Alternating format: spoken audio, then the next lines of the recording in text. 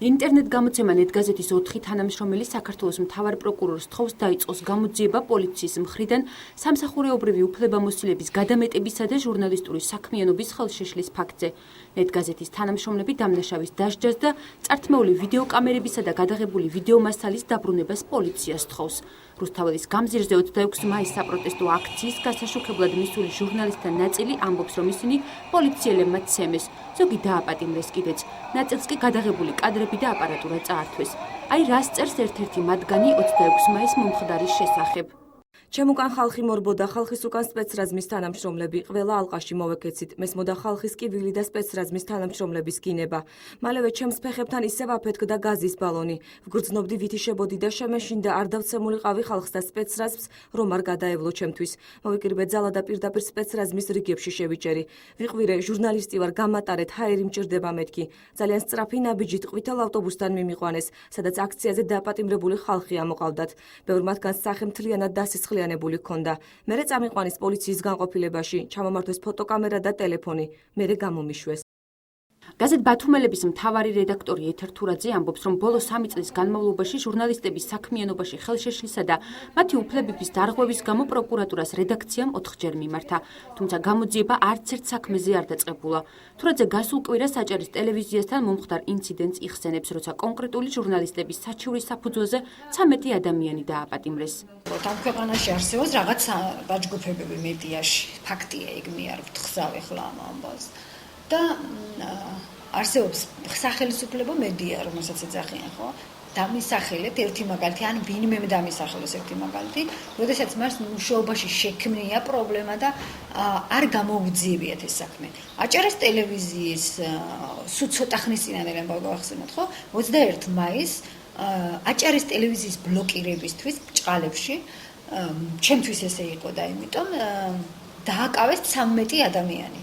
აქედან 7 უნდა მიუსაჯონ სიშვილის მიმართ აღიძრა სისხლის სამართლის საქმე, რაც ითვალისწინებს 4-დან 7 წლამდე პატიმრობას. ანუ 7 ადამიანი იმისათვის, რომ აჭარის ტელევიზიიდან ჟურნალისტებმა გამოსვლა ვერ შეძლეს და წასვლა სადღაც ჩანიშნულ გადაღებაზე. აი ამის გამო 7 ადამიანი უნდა დასაჯონ სისხლის სამართლით.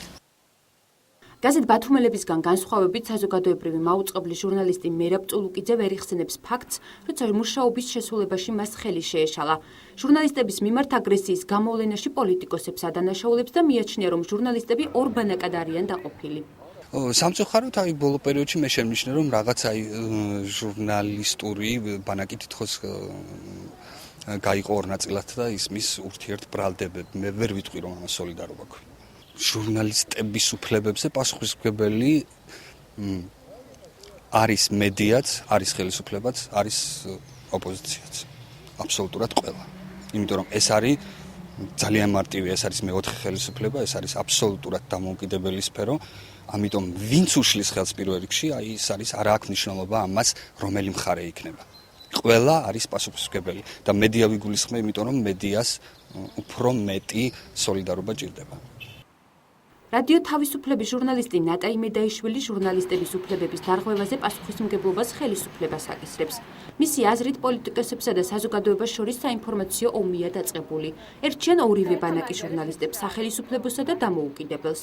პოლიტიკოსების ერთი ნაწილი, რომელიც არიან ოპოზიციაში, ებრძვიან მედია საშუალებებს, რომლებიც ითვლებიან სახელისუფლებო და სახელისუფლებო წევრები, ხელისუფლება ებრძვის იმ მედია საშუალებას, რომელიც დამოუკიდებელ პრესას მიეკუთვნება.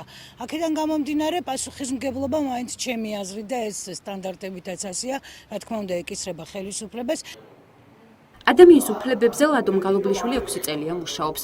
ჟურნალისტების მიმართ უფლებების დარღვევის ფაქტი რამდენჯერმე შეისწავლა, თუმცა ყოფილი სახალხო დამცველის წარმომადგენელი აჭარაში ვერ იხსენებს პრეცედენტს, როცა ჟურნალისტების უფლებების დარღვევის ფაქტზე გამოძიება დაიწყო, რაც მისი აზრით იმას ნიშნავს, რომ ამ ქვეყანაში ჟურნალისტების უფლებებს მაშინ დაარღვევენ, როცა მოუნდებათ, რადგან დასჯით არავინ ისჯება. შინაგან საქმეთა სამინისტრო, როდესაც არგოს ვიღაცის უფლებას ჟურნალისტურ საქმიანობაში ხელს უშლის, მასვე ევალება შემდეგ ამ საქმის გამოძიება და ბუნებრივია ჩვენთან ეს ძალიან ცუდად ესმის და მათ მიერ ესე თქვა ჩადენილ დანაშაულს და ხშირად დარღვევას ისინი არ აძლევენ ადეკვატურ შეფასებას. არ არსებობს სახელმწიფო ნება, იმიტომ რომ სახელმწიფო ნება რო არსებობდეს, ნებისმიერი ჟურნალისტის უფლების დარღვევა გამოსაზრებლად არის ძალიან უმარტივესი საქმე.